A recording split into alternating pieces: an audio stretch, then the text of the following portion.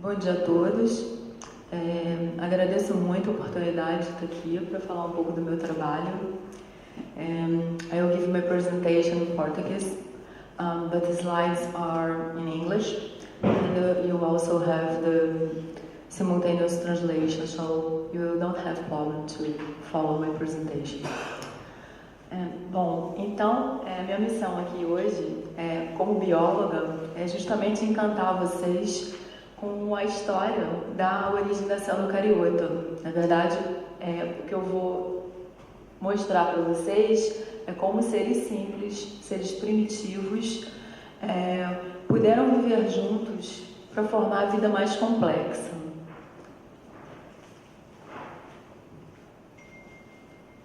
E vou então começar com uma licença poética, uma frase da Clarice Lispector, que é uma escritora que eu admiro muito, aprecio muito, escritora brasileira. E essa frase é uma frase do último livro, ela é a abertura do último livro, né? A primeira frase do último livro da Clarice Lispector, que diz: tudo no mundo começou com um sim. Uma molécula disse sim a outra molécula e nasceu a vida. Parodiando, né, essa frase, nós poderíamos dizer que tudo começou com um sim. Um ser primitivo disse sim a outro ser primitivo e a vida nasceu. Então a ideia, como eu já mencionei, é explicar como a partir do simples, através da associação de seres primitivos, no caso bactérias, procariotos, como que houve essa associação e como que surgiu então, né, as células eucarióticas, que são as células mais complexas.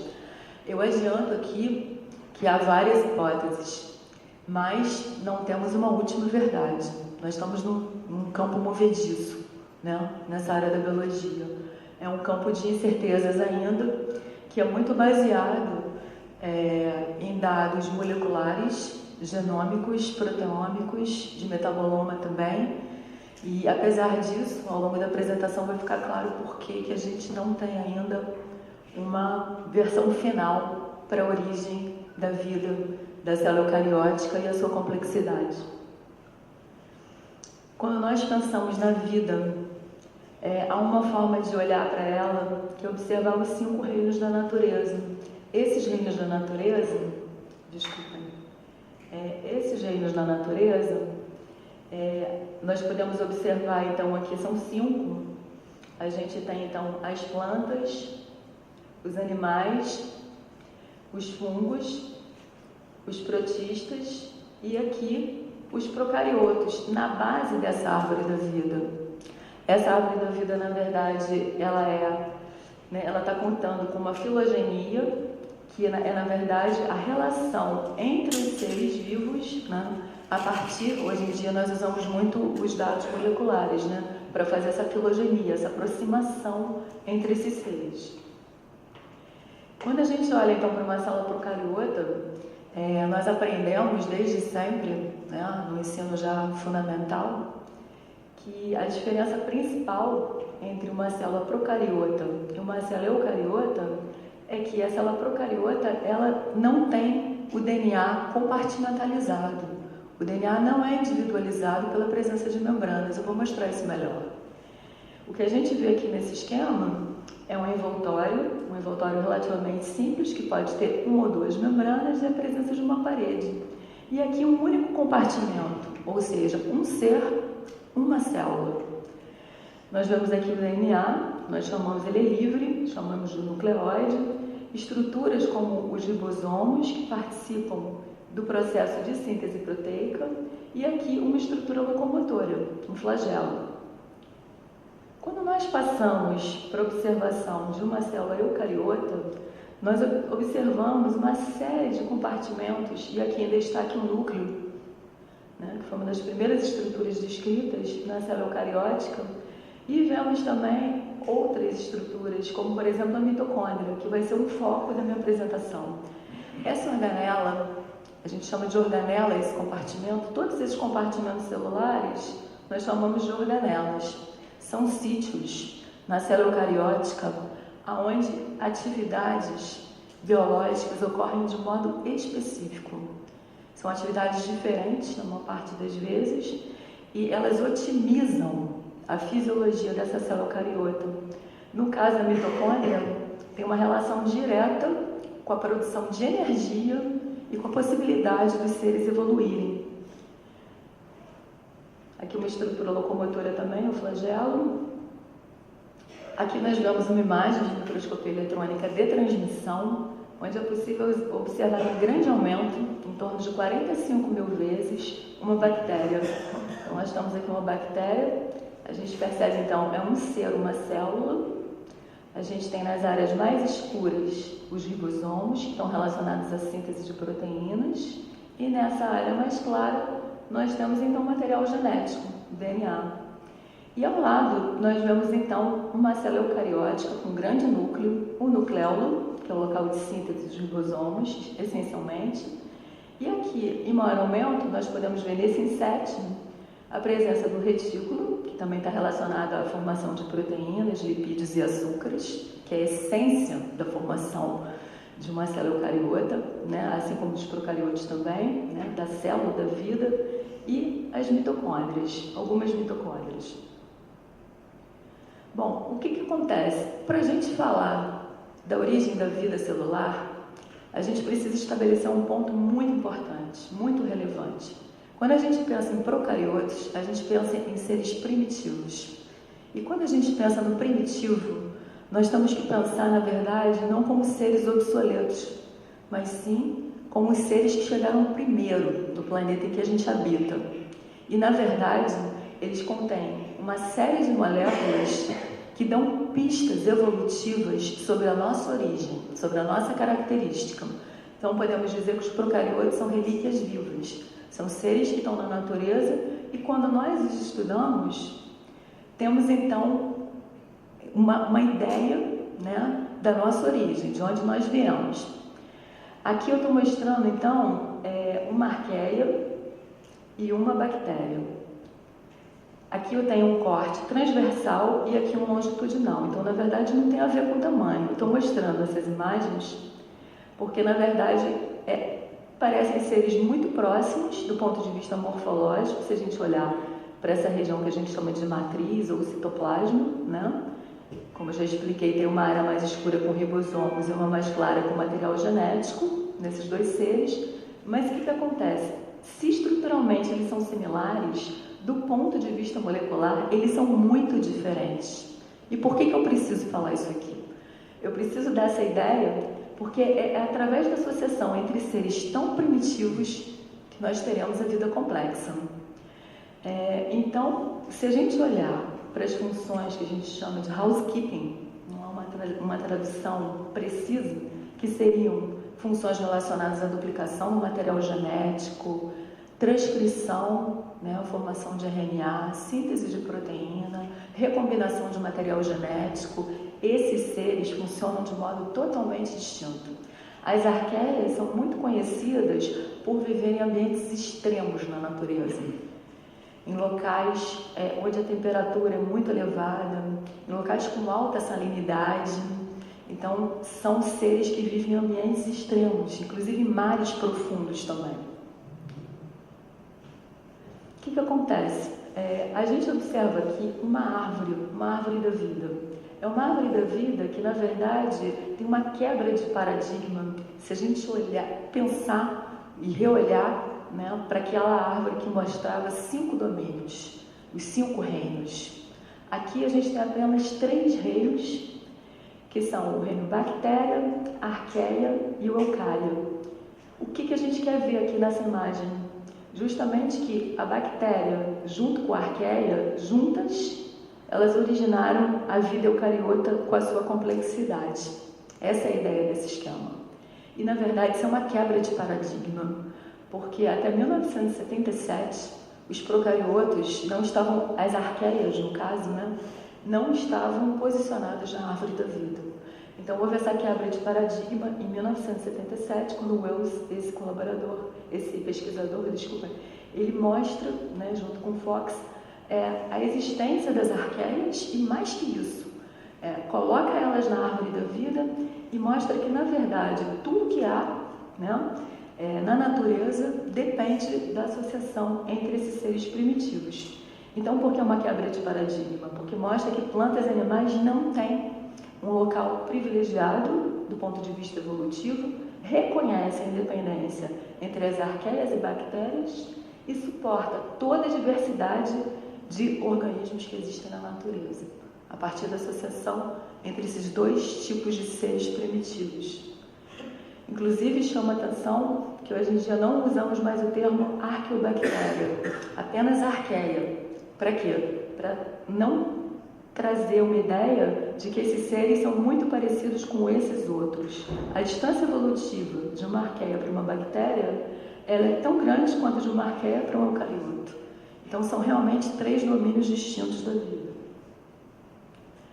Bom, como eu disse a vocês, nós estamos num campo de incertezas quanto a saber como foram essas associações.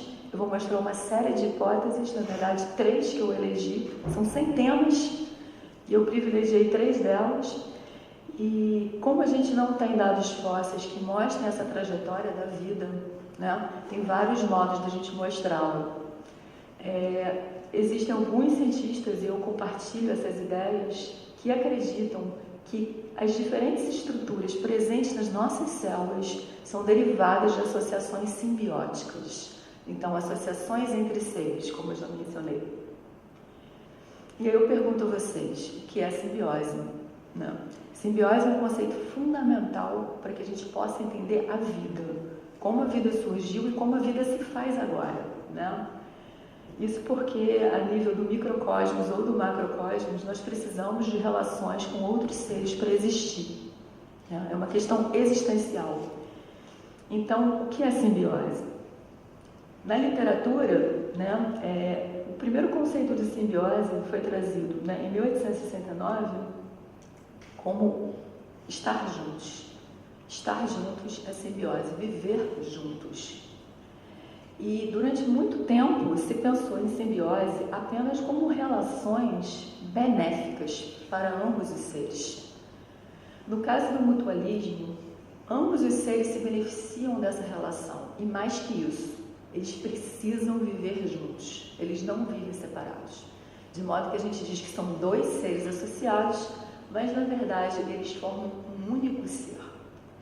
Esse tipo de simbiose, que a gente chama de mutualística, é aquela que deu origem à vida complexa, como a gente vai ver. São quando 2 seres passam a viver juntos, passam a ter intensas trocas nutricionais e não conseguem mais se separar. Eles vivem juntos permanentemente. Um outro tipo de relação é o protocooperativismo, onde eles vivem melhor juntos, fazem trocas metabólicas, mas podem viver separadamente. O comensalismo é um tipo de relação também não obrigatória, em que um ser se beneficia do outro sem prejudicá-lo. E mais recentemente, nós aceitamos também o parasitismo como um modo de simbiose. Esse parasita, ele é nocivo, né? Ele destrói, pode muitas vezes destruir o hospedeiro, né? E o que acontece nessa relação? Um ser prejudica o outro. Mas mesmo assim, nesse caso, esses seres têm que viver, né, com uma certa benevolência durante um certo tempo, porque o parasita, ele precisa viver no ser hospedeiro, no ser parasitado e fechar o ciclo de vida. Então, se ele for um bom parasita, ele vai ter que se manter um certo tempo nesse hospedeiro, nesse ser que ele está parasitando, para que ele possa fechar seu ciclo de vida. Bom, aqui a gente tem relatos, né, que eu vou tentar falar de um modo simplificado, sobre como se pensou a origem das estruturas celulares a partir de simbioses. E há relatos bem interessantes. Isso começa, na verdade, na Rússia, né, em 1905, quando esse pesquisador, o Merezkovsky, ele observa uma estrutura que realiza fotossíntese na célula eucariota, que é chamada de cloroplasto. E essa estrutura, ela tem uma similaridade muito grande com cianobactérias. Então, na ocasião, ele disse o seguinte: os cloroplastos, que são essas estruturas celulares que fazem a fotossíntese para a obtenção de energia e para a formação do esqueleto carbônico das plantas, ela se origina a partir de uma cianobactéria que foi escravizada pela célula que a capturou. Essa foi a primeira ideia de simbiose, surgiu em 1905. Vieram outros autores, como o próprio Poliansky, com origem russa também, que vai atribuir a origem, né, de estruturas locomotoras e mesmo estruturas que observamos nas nossas células, né, os cílios e flagelos, com simbiose também. Simbiose é associação entre seres. E em 1927, então, o Wallen, esse pesquisador, ele traz a proposta de que a mitocôndria tem uma origem simbiótica. E bem mais tardiamente, ele mostra a presença do DNA. Esse DNA que está presente na mitocôndria é um DNA de origem procariota, diferente do DNA que está presente no núcleo da célula. Então, se instala aí uma questão, um alvo de investigação muito forte, que é a gente entender como é que uma célula tem um núcleo, uma quantidade grande, um grande genoma, e como é que ela pode suportar a existência de estruturas que têm uma origem bacteriana, uma origem simbiótica e ainda portadoras de DNA, como é o caso do cloroplasto, que faz a fotossíntese, e o caso também da mitocôndria. Como eu já disse, a mitocôndria, assim, vai ser o alvo dessa apresentação no sentido de que ela dá suporte à grande maioria das células eucariotas para produzir energia, né? Ela é a base de produção de energia para que nós possamos realizar todas as atividades, né? Há alguns pesquisadores que é importante comentar, como a Lee Margulies, o Cavalier-Smith e o próprio Taylor. Eles vêm então trazendo essa ideia da origem da célula eucariota como uma complexidade de micro-organismos que coexistem. Então a gente pensa na nossa existência, né? É óbvio que há um espaço para a seleção natural, mas a gente pensa na nossa existência com um salto qualitativo a partir da associação cooperativa entre seres de diferentes espécies. São seres que estão agregando valores, né? Estão coexistindo. Então a gente tem que assumir que há concessões entre esses seres, há diferenças entre esses seres e há uma coexistência, né, evolutiva. Bom, só para vocês terem uma ideia, hoje em dia, quando a gente abre os livros de biologia, isso é algo, né, digamos, corriqueiro, no sentido da gente ter bem estabelecido a origem bacteriana dessas estruturas. Esse é um reporte, né, de um pesquisador francês, mostrando, né, no início do século XX, eu vou ler o reporte em português também, sobre a angústia dele, na ocasião, de ter essa hipótese aceita. Ele diz o seguinte: todos os seres vivos, todos os animais, desde a ameba até o homem, todas as plantas, desde os criptogamos até os dicotiledôneos, são constituídos pela associação entre dois seres diferentes. Cada célula viva mantém em seu protoplasma, ou citoplasma, né, formações que os histologistas designam com o nome de mitocôndria. Essas organelas não são para mim outra coisa que as bactérias simbióticas, que eu as chamo de simbiontes. É muito natural que os bacteriologistas, aqueles que estavam estudando as bactérias e infecções, né, mostrem alguma resistência em aceitar uma noção tão nova e mesmo tão perigosa para a ciência deles. É muito normal, natural, que exijam provas formais e uma interpretação convincente dos fatos. Existe aqui em jogo uma questão técnica que possui uma importância primordial. O que ele está trazendo aqui, né, claramente, é a falta, na época, de aparatos técnicos para fazer pesquisas moleculares, investigações mais profundas que pudessem mostrar que a origem de algumas estruturas celulares depende de relação simbiótica. Bom, visto isso,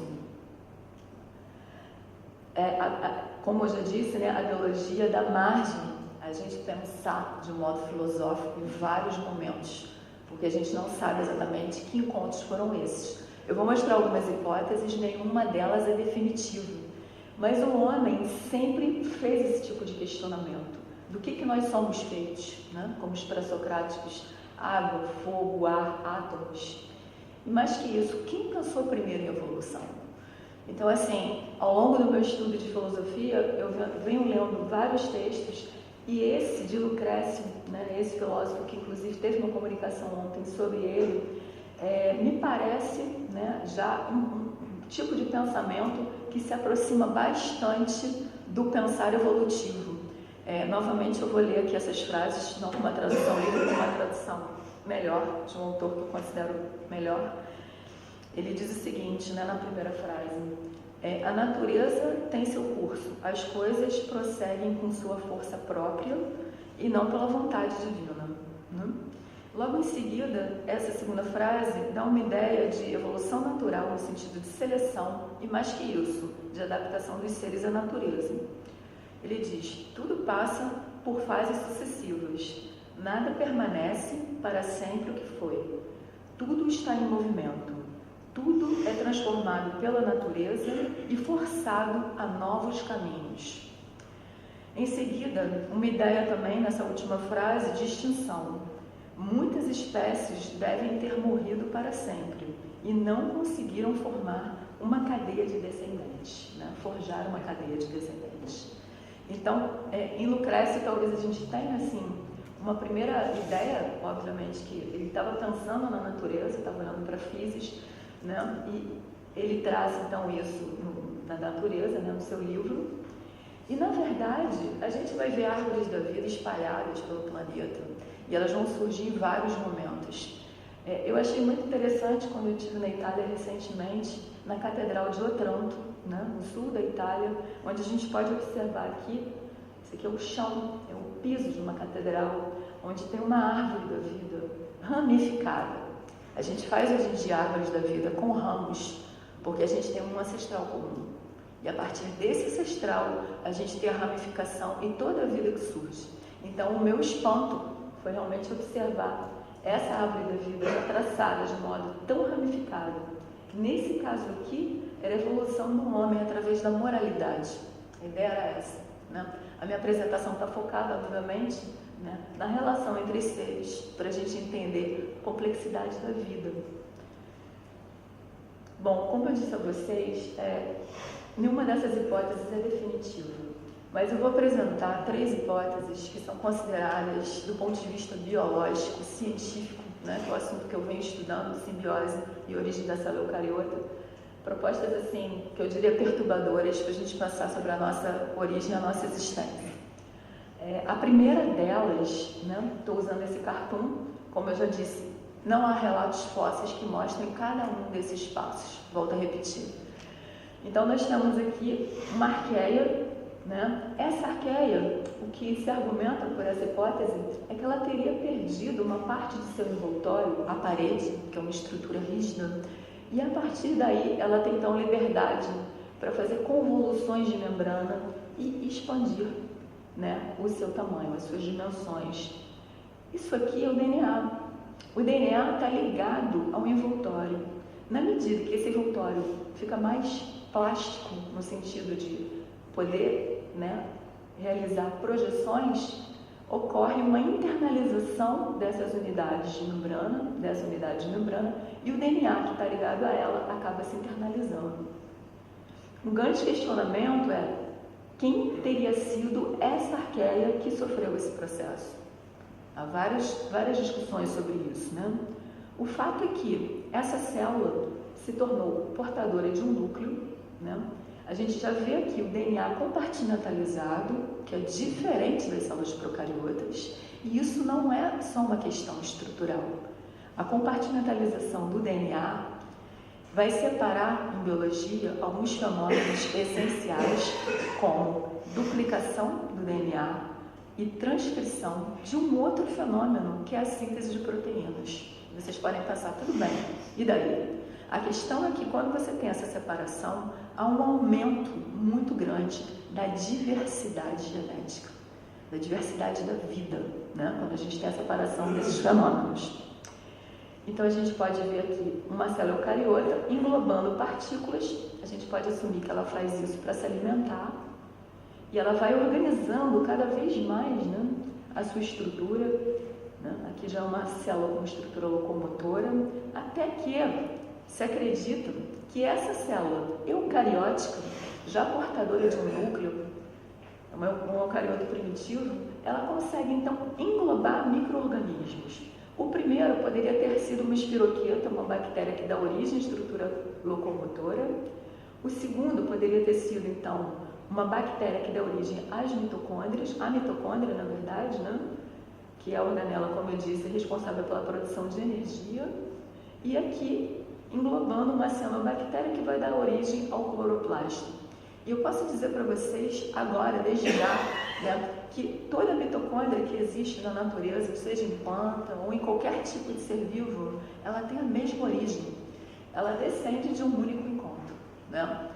Isso nós sabemos ao fazer as análises, né, genéticas, né, ao sequenciarmos o DNA que está presente em todas as mitocôndrias de todos os seres. Então elas descendem de um único encontro, é o que a gente chama de origem monofilética.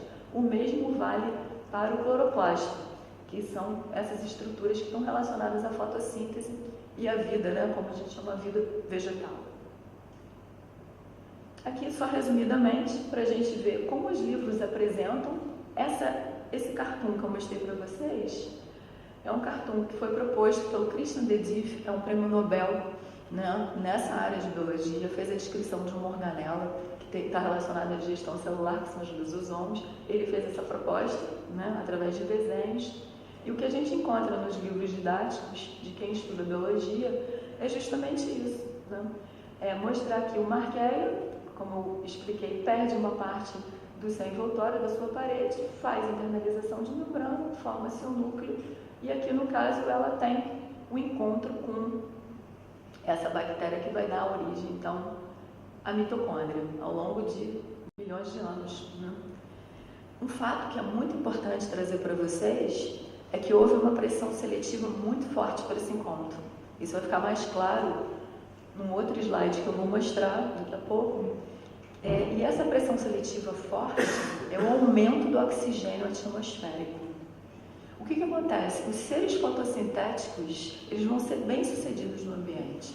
Tem toda uma sucessão, né, de seres que vão ser bem-sucedidos. Os seres fermentativos, né, os seres que são capazes, como as bactérias sulfurosas, de metabolizar em presença, né, de enxofre.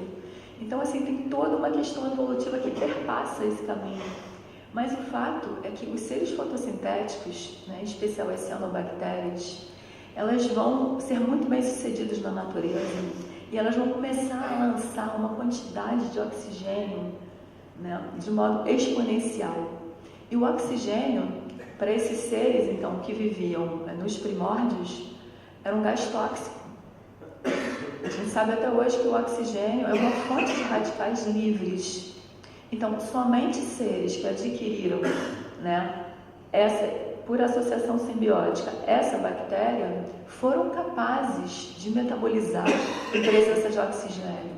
Por isso que a gente olha para a vida, como ela é hoje, e a gente vê que, majoritariamente, as células têm a mitocôndria, né? Quer dizer, é mais do que produzir energia.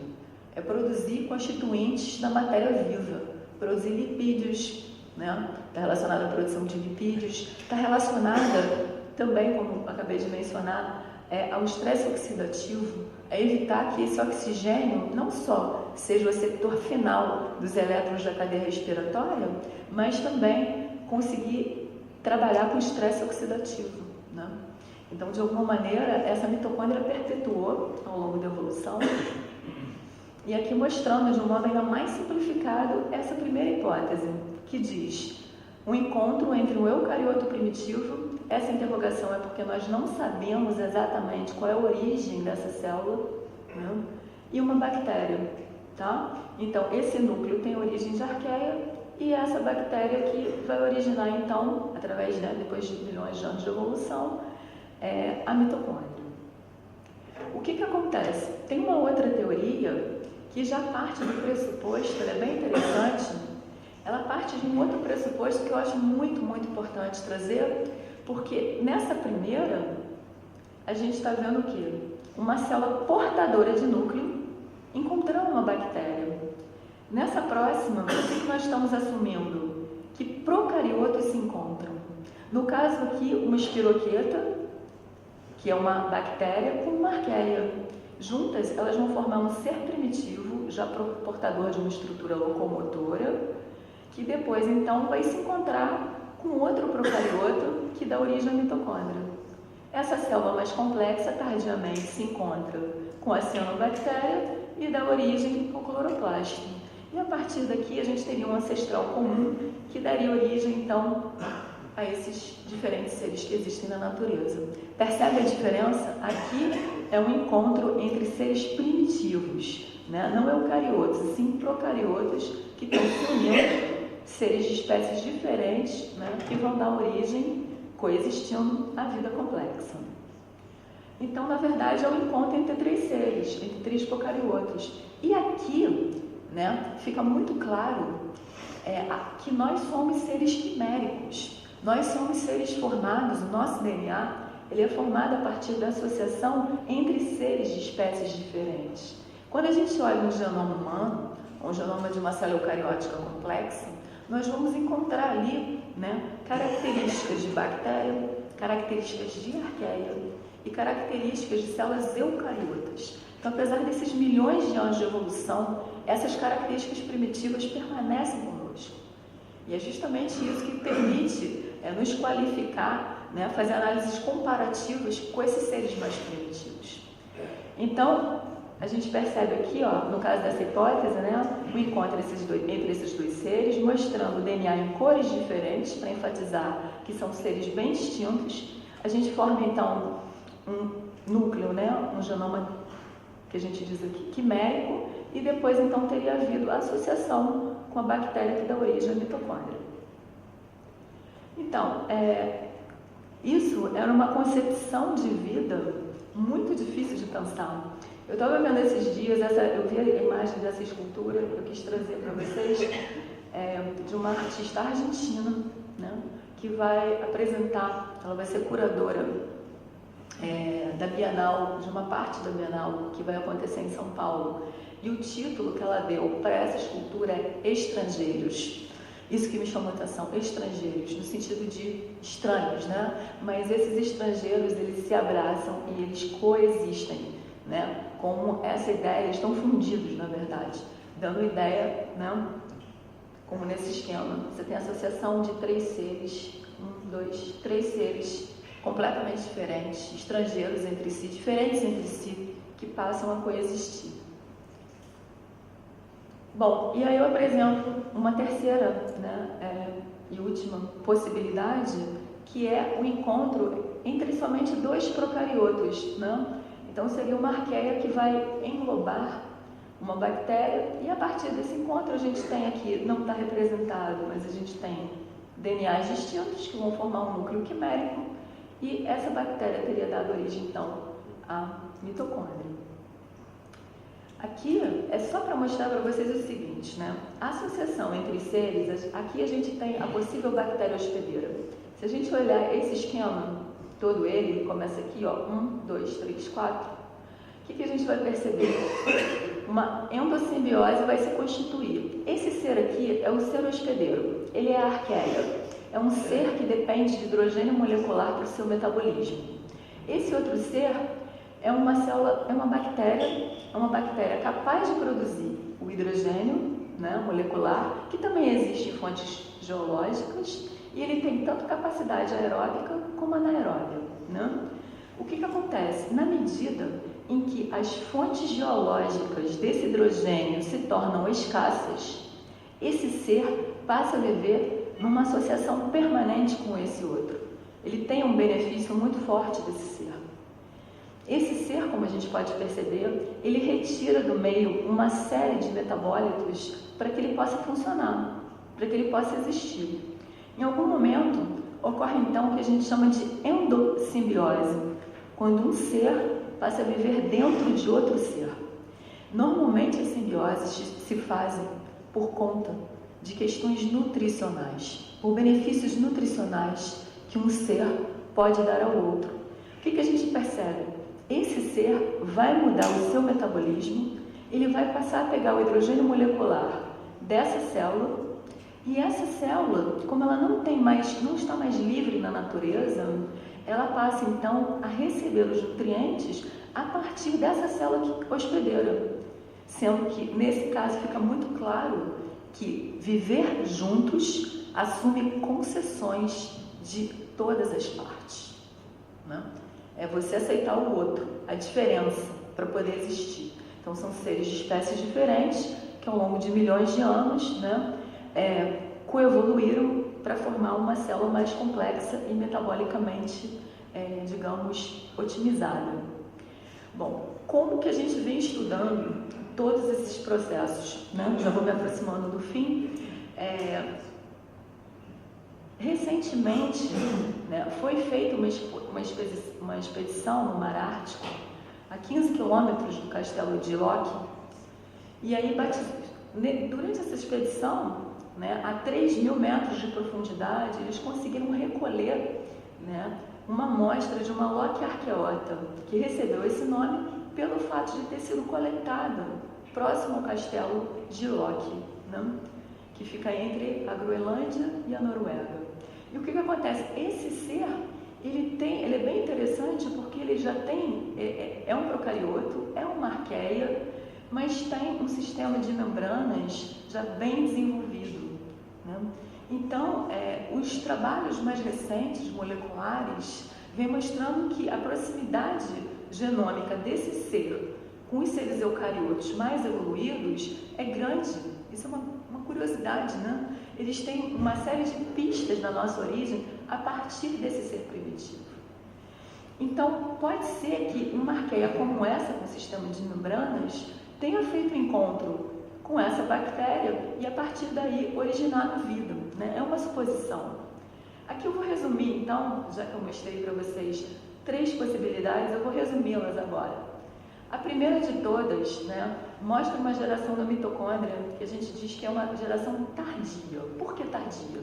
A gente tem uma arqueia que dá origem a uma célula mais complexa, um eucarioto, que depois se encontra com uma bactéria e a partir daí ocorre a formação da mitocôndria. A aquisição é tardia, ou seja, você tem uma célula já bem organizada, com um núcleo bem definido e só depois a simbiose. Nessa outra aqui, a gente tem um encontro entre 2 procariotos, 2 seres primitivos, uma arqueia e uma bactéria, e ao longo da evolução a gente vai ter simultaneamente a formação do núcleo da mitocôndria. Por isso que a gente diz que é uma formação tardia, ou na verdade surgimento tardio dessa estrutura. E por fim, o último exemplo que eu mostrei, a gente teria então uma arqueia que foi recém-isolada. Ela tem já um sistema de membranas bem desenvolvido, mas ela não tem um núcleo definido e ela teria feito a associação. Seria um caminho intermediário entre esses outros 2. Como eu já disse a vocês, essa associação entre seres teve uma pressão seletiva muito forte, que foi o rápido acúmulo de oxigênio na atmosfera. A gente pode perceber aqui, que foi um acúmulo que ocorreu de modo exponencial. Então, a gente tem aqui a formação dos oceanos e continentes, né, em 4,6 bilhões de anos. A origem, se acredita, das primeiras células, isso é um campo bem movediço, em 3,6 bilhões de anos. A origem dos eucariotos, né, e aqui, né, talvez aqui, a associação para que esses seres pudessem metabolizar e existir sem se intoxicar, né, na presença de oxigênio.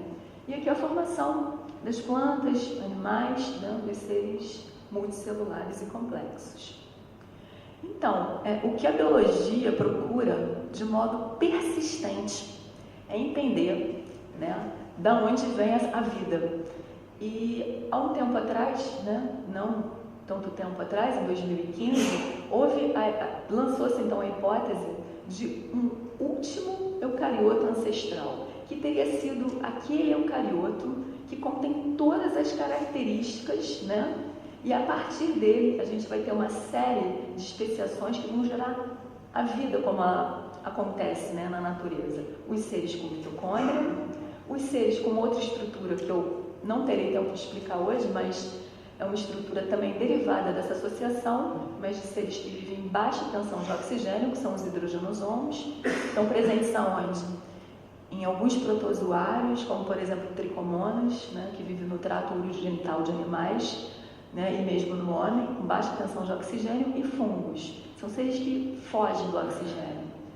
E a gente ainda tem outros seres onde a gente não vê a mitocôndria, mas o genoma deles denuncia que houve uma mitocôndria ali, né? Uma mitocôndria que evoluiu, né, ou degenerou e formou estruturas que a gente conhece como mitossomo. Então, o que se assume hoje em dia em ciência é que todos os seres derivam de uma associação onde a mitocôndria, de certo modo, esteve presente, né? Ou ela ainda está presente, ou ela evoluiu porque esses seres vivem em baixa tensão de oxigênio. Bom, essa história não termina aí, ela seria muito mais longa do que eu estou apresentando. Eu só quero dizer para vocês o seguinte: a gente, como eu já falei algumas vezes, nós estamos nessa área da ciência num terreno movediço, muito movediço.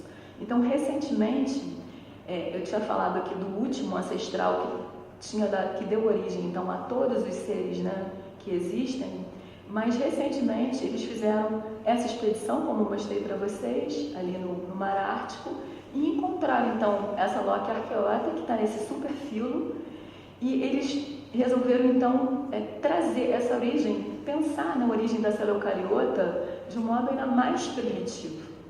O que é interessante, apesar desse esquema ser um pouco complexo, é a gente assumir que a gente teve integração de diferentes seres da nossa natureza. O cloroplasto e a mitocôndria são as estruturas celulares que persistiram, mas vários outros seres, né, habitaram nossas células, deixaram impressões genômicas, impressões genéticas, né, que contribuem para o nosso funcionamento, e depois, né, eles, digamos, ou foram eliminados, eles deixaram de existir, mas deixaram através de transferências gênicas, transferências do tipo, né, horizontal, né, transferências para o núcleo, deixaram impressões, deixaram marcas. Então, acho que já ficou claro para vocês, os genes dos eucariotos vêm de diferentes tipos de bactérias, diferentes associações. A gente pode incluir aqui também o vírus, né, que vem aparecendo fortemente nos congressos de simbiose, pelo fato de mudar a vida de uma célula. Quando a gente tem um vírus entrando numa célula, ele pode ter um ciclo breve, lítico, ou pode transferir material genético também para o núcleo, viver em isogenia. Então, essas transformações certamente, né, vão implicar em mudanças para a existência da célula eucariota. E a gente chega à conclusão, então, de que nós somos seres quiméricos. Temos muitas dúvidas ainda, muitas questões, como eu já disse. Quem foi o hospedeiro dessa bactéria que gerou a mitocôndria? Quem é o último eucarioto ancestral, né? E quais foram as trocas metabólicas que de fato levaram à associação entre seres? Que trocas foram essas, né? E tem algumas coisas que nós sabemos, nós acreditamos que nós podemos afirmar, né, como verdade. A mitocôndria, ela é essencial para a vida multicelular, para a vida complexa.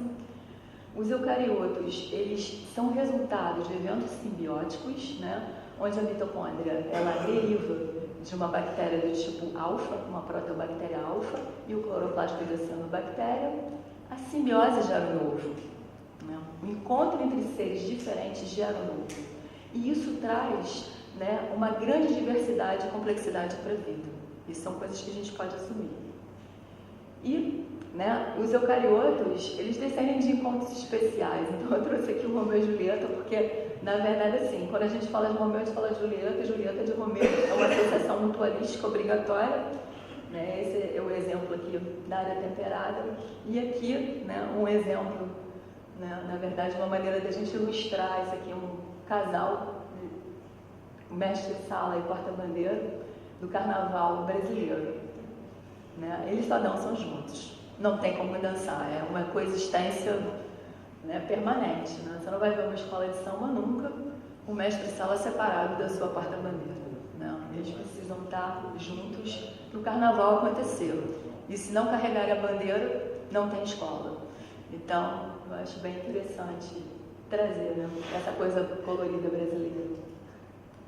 Então, vocês podem estar pensando como que a gente faz para estudar a complexidade das células hoje em dia. E há modelos que nós podemos usar experimentalmente. Com isso que eu venho trabalhando há muitos anos, né?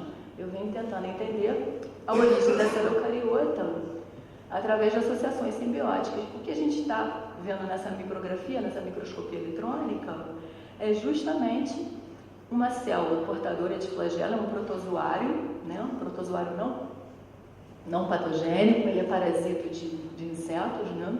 Mas não patogênico ao homem. E a gente vê aqui a bactéria instalada, além da bactéria um vírus também, né? E essa bactéria vive de modo mutualístico, né?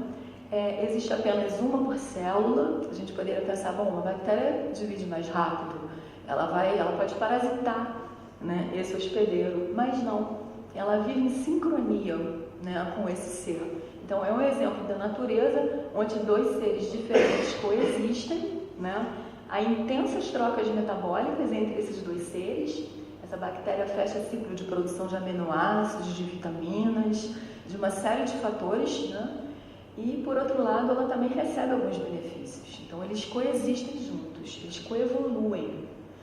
Isso aqui é uma imagem, na verdade, é uma reconstrução tridimensional, era um filme que eu queria mostrar para vocês, mas, infelizmente, o sistema não permitiu que ele rodasse, mas a gente pode ver aqui o núcleo da célula, a gente pode ver aqui o protozoário com todas as suas estruturas internas e, em verde, o simbionte, né, a bactéria simbiótica, o protozoário com a estrutura locomotora. E eu, precavida, trouxe então um slide mostrando essa associação entre as estruturas, né? Então a gente tem a bactéria simbiótica próxima ao núcleo, o que indica transferências genéticas, a gente já identificou algumas. Então a gente vê aqui a bactéria simbiótica, aqui está em verde mais forte, aqui bem clarinho, próximo ao núcleo que está em azul, e próximo a outras estruturas, como por exemplo o retículo endoplasmático, que, como eu já disse, está relacionado à produção de proteína, né, de lipídios e açúcares. Então, além da associação com o núcleo retículo, tem também com outra estrutura celular, que a gente chama de peroxisomos, que tem a ver com a produção de ácidos graxos. Então, quando a gente junta isso tudo, dava para ver melhor no filme, a gente vê o quê? Que esse ser, apesar dele ser diferente, a princípio ser estrangeiro, estranho, ele consegue viver em associação permanente com várias estruturas da célula eucariota. Então esse é um modelo que eu venho estudando há vários anos. E, desculpa, eu apertei aqui, errado. E comecei com arte, termino com arte. Esse trabalho do Gustav Klimt, ele mostra uma questão relacionada, né, à simbiose, para mim, com o meu olhar, né, de bióloga, onde mostram dois seres associados, quer dizer, para mim um não pode existir sem o outro, né? Tem alguns que argumentam que é uma dependência, né, feminina, mas não. Na verdade, esse ser só existe com esse outro. Eles são bem diferentes, assim, distintos, né, pelas cores do manto. Na verdade, a interpretação na história da arte desse fundo, né, do dourado, admite algo sagrado no sentido de especial. E esse background, esse fundo florido, na verdade, ele indica que a associação é muito produtiva entre esses dois seres, né? Ela é muito frutífera. Agora, tem um detalhe nessa tela que nunca pode ser esquecido, que é esse abismo, esse pé apontado para o abismo, porque ele, na verdade, indica que toda e qualquer relação, por mais perfeita, realmente pode ter um fim, né? Em função de pressões seletivas e várias outras coisas, né? E aí, eu acho que ainda tenho aí uns 2 minutos, né? Eu quero terminar, então, eu vou ler, né, na verdade, são 2 modos de ver a vida, né? De um escritor português e um poeta brasileiro. Então, o escritor português é o Walter Ugumãe, né? Ele diz o seguinte: o amor constrói. Gostarmos de alguém, mesmo quando estamos parados durante o tempo de dormir, é como fazer prédios ou cozinhar para mesas de 1000 lugares. Eu acho que tem muito a ver com a questão portuguesa de receber bem e a mesa dos 1000 lugares. E a poesia que eu vou ler é do Afonso Romano de Santana, um amigo meu, no livro Sísifo Desce a Montanha. Ele diz o seguinte: não é culpa minha se não estou aparelhado para entender certos conceitos e sinais. Conheço o ódio, o amor, a fome, a ingratidão e a esperança. Deus, a eternidade, o átomo e a bactéria me excedem. O que não significa que eu os ignore. Ao contrário, por não compreendê-los, finjo estar calmo e desespero. Obrigada.